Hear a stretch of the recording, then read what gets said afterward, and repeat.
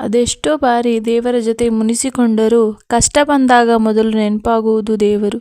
ಕಷ್ಟಗಳ ಕೊಡುವ ಸೂತ್ರಧಾರಿಯೂ ಅವನೇ, ಕಷ್ಟಗಳ ಎದುರಿಸಲು ಜೊತೆಯಾಗುವ ಪಾತ್ರಧಾರಿಯೂ ಅವನೇ.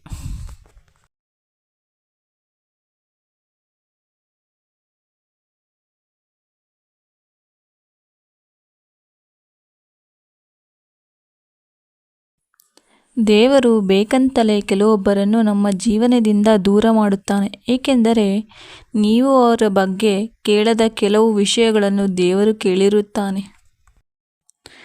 ದೇವರು ಎಂದಿಗೂ ನಮಗೆ ಏನು ಬೇಕೋ ಅದನ್ನು ನೇರವಾಗಿ ನೀಡುವುದಿಲ್ಲ. ಬದಲಾಗಿ ಅದನ್ನು ಪಡೆಯಲು ನಮಗೆ ಸರಿಯಾದ ಮಾರ್ಗವನ್ನು ಸೃಷ್ಟಿಸುತ್ತಾನೆ.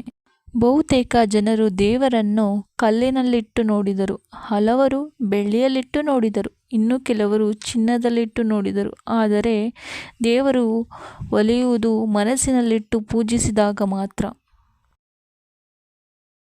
ಯಾರೋ ಇಷ್ಟಪಡಲಿ ಅಂತ ಭಗವಂತ ನಿನ್ನ ಸೃಷ್ಟಿಸಿರಲ್ಲ.